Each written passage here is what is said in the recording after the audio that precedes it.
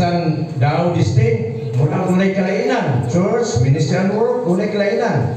Pero interrelated and interdependent.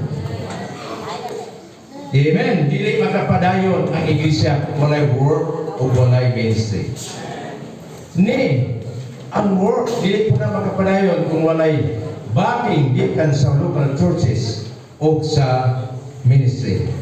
O ang ministry nanginahanglan po sa local churches o sa works. Kaya kinsa may alagaran sa ministry o walay makagrisyanan.